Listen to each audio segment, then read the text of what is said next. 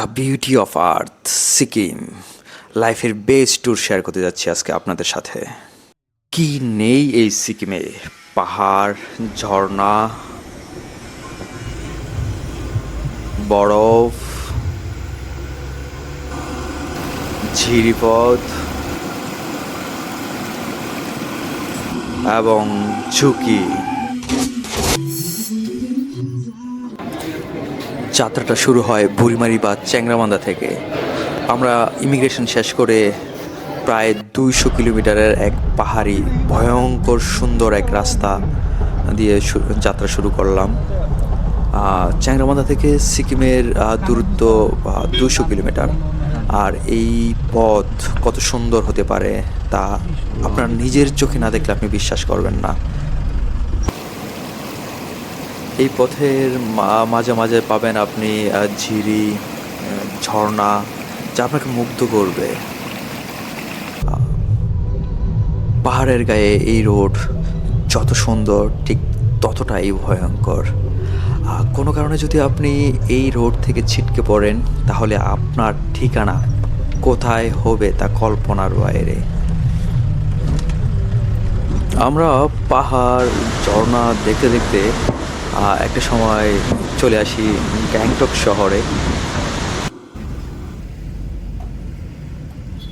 ইন্ডিয়ার সবচেয়ে পরিচ্ছন্ন ও পরিবেশ বান্ধব রাজ্য হচ্ছে সিকিম। আর গ্যাংটক হচ্ছে সিকিমের রাজধানী। আমরা প্রথম দিন এই গ্যাংটকে থাকি, প্রথম দিন রাত যাপন করি এই গ্যাংটকে। তো এই গ্যাংটক আপনাদের দেখাবো। খুবই পরিষ্কার পরিচ্ছন্ন পরিপাটি একটি শহর। দেখতে থাকুন। এই হচ্ছে গ্যাংটক, এই হচ্ছে গ্যাংটক শহর। এখানে এটা হচ্ছে মার্কেট, দুই পাশেই মার্কেট, মানুষজন কেনাকাটা করে গ্যাংটকে এসে। ঠিক এই মার্কেট থেকেই খুবই পরিষ্কার পরিচ্ছন্ন পরিপাটি।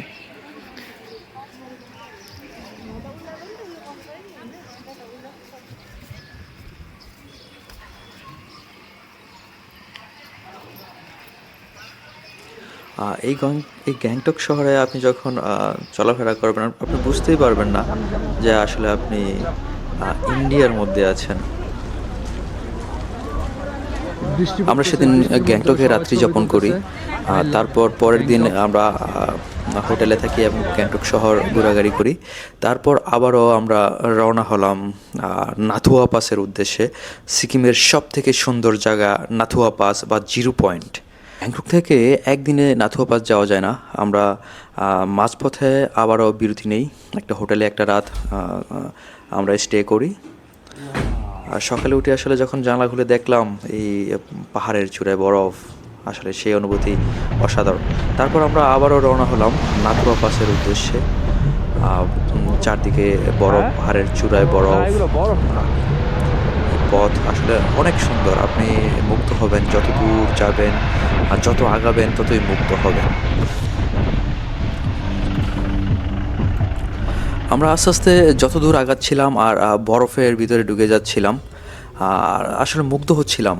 এত সুন্দর প্রকৃতি এত সুন্দর হতে পারে তা আগে কখনো আমার জানা ছিল না, বা আগে কখনোই আমি দেখিনি।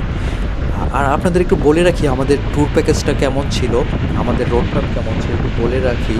আমাদের একটা প্যাকেজ ছিল, আমরা একটা গ্রুপের সাথে আমরা সিকিম যাই। 20,000 টাকার একটা প্যাকেজ, 20 জনের একটা গ্রুপ ছিল। তো আমাদের রোডম্যাপটা এমন ছিল, ঢাকা থেকে আমরা সরাসরি প্রথম চ্যাংরামান্দা হয়ে তারপর চলে যাই গ্যাংটক শহরে। গ্যাংটক শহর থেকে তারপর আমরা রওনা হই নাথুয়া পাসের উদ্দেশ্যে। সিকিমের সব থেকে সুন্দর এই নাথুয়া পাস, এটাই ছিল মেইন ডেস্টিনেশন। তো আমরা এই যে এখনও যাচ্ছি সেই নাথুয়া পাসের উদ্দেশ্যেই। তো সেই নাথুয়া পাস আমরা শেষ করে তারপর আমরা আবারও গ্যাংটকে ফিরব।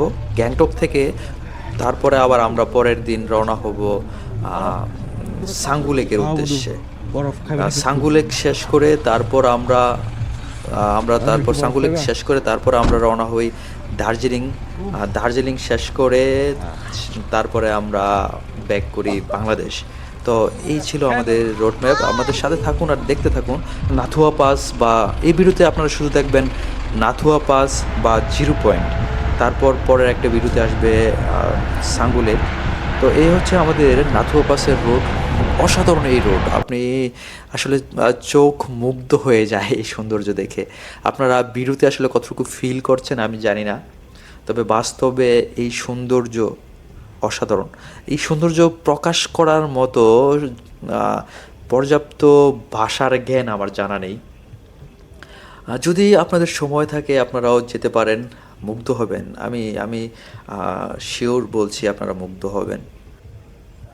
সিকিম হচ্ছে ভারতের উত্তর পূর্ব সীমান্তে একটি প্রদেশ, যার শহর হচ্ছে গ্যাংটক। এবং এই সিকিমে প্রায় 6 থেকে 7 লাখ মানুষের বসবাস।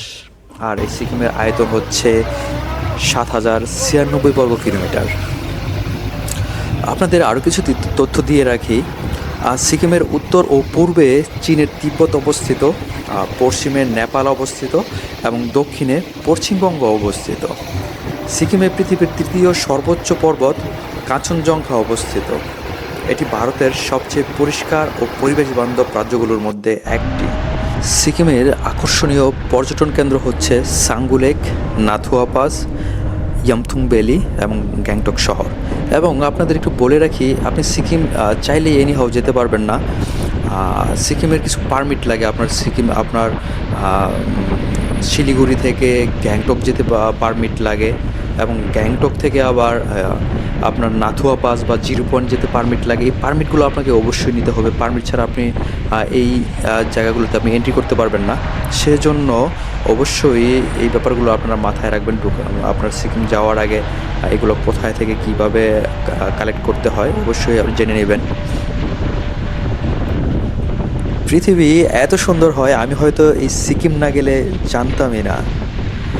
আল্লাহ কত সুন্দর করে আসলে সাজিয়েছেন এই পৃথিবী।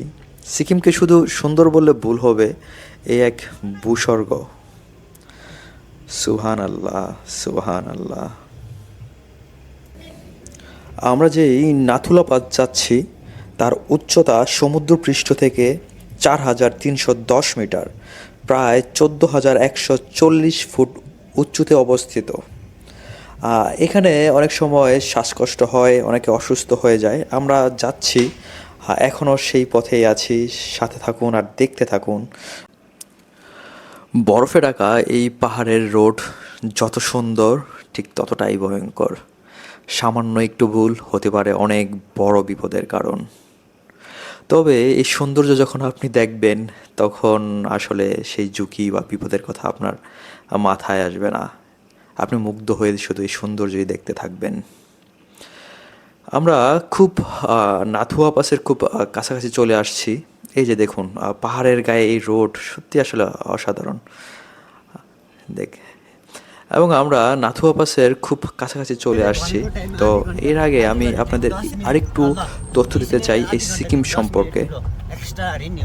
আপনি অবাক হবেন, এই সিকিম ইন্ডিয়া যখন 1947 সালে ব্রিটিশদের কাছ থেকে স্বাধীনতা পায় তখনও এই সিকিম ইন্ডিয়ার নিয়ন্ত্রণে ছিল না, ইন্ডিয়ার বাইরে ছিল। এবং 1975 সালে গণভোটের মাধ্যমে সিকিম ইন্ডিয়ার নিয়ন্ত্রণে বা ইন্ডিয়ার একটা রাজ্য হিসাবে পরিণত হয় 1975 সালে। এবং তার আগে পর্যন্ত, সেই 1975-এর আগে পর্যন্ত এই রাজ্যটা রাজতন্ত্র হিসাবে এখানে প্রতিষ্ঠিত ছিল। এখানে রাজা এখানে পরিচালনা করত। যেই রাজা ছিলেন ওনার নাম ছিল চোগিয়াল। তো সেই চোগিয়াল 1975 পর্যন্ত শাসন করতেন। আর তারপর 1975-এ গণভোটের মাধ্যমে এই সিকিম ইন্ডিয়ার একটি অঙ্গরাজ্য হিসেবে পরিণত হয়। আমরা নাথুলা পাসের খুব কাছাকাছি চলে আসছি, আর অল্প একটু সামনে গেলেই আমরা নাথুলা পাস চলে যাব।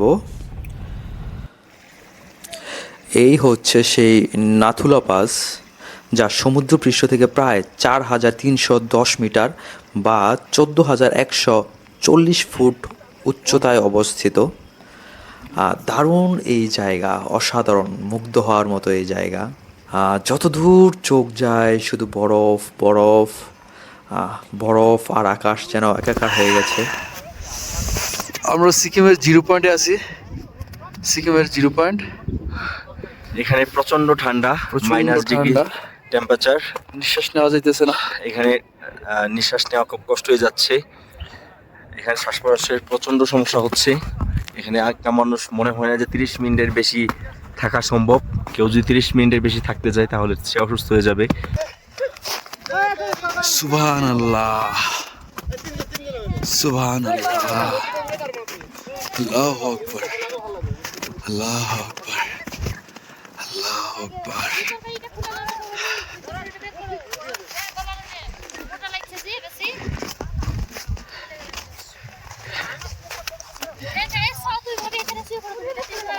বাংলাদেশ। হ্যাঁ, বাংলাদেশ।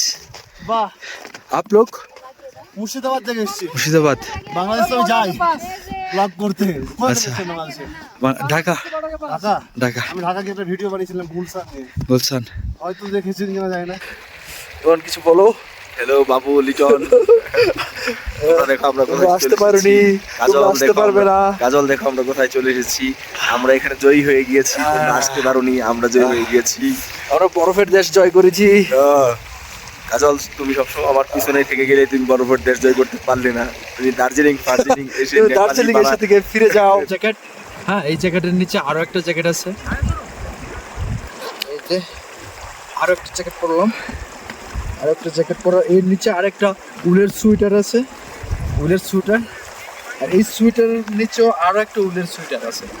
হ্যাঁ, এই জায়গায় সাধারণত -ডিগ্রি সেলসিয়াসে থাকে, ওয়েদার থাকে, যার কারণে সব কিছু এমন বরফ থাকে। আর আমরা আসছি এই সামার সিজনে, তারপরেও এমন বরফ।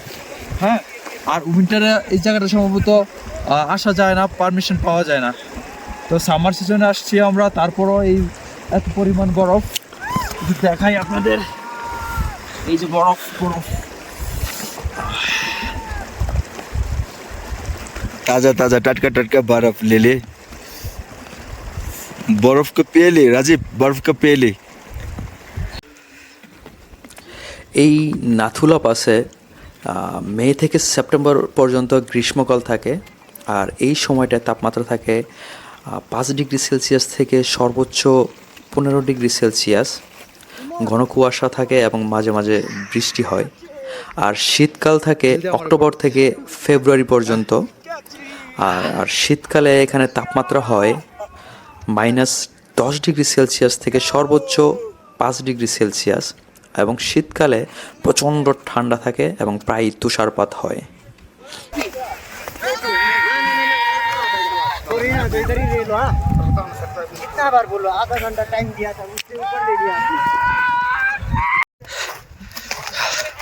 সিকিম 0 পয়েন্ট থেকে আমরা চলে যাচ্ছি।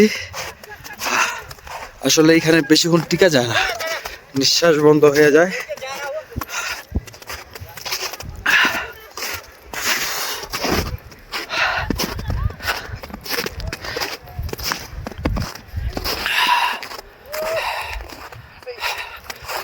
চোখ দিয়ে পানি বের হইতেছে, চোখ দিয়ে অটোমেটিকলি পানি বের হইতেছে।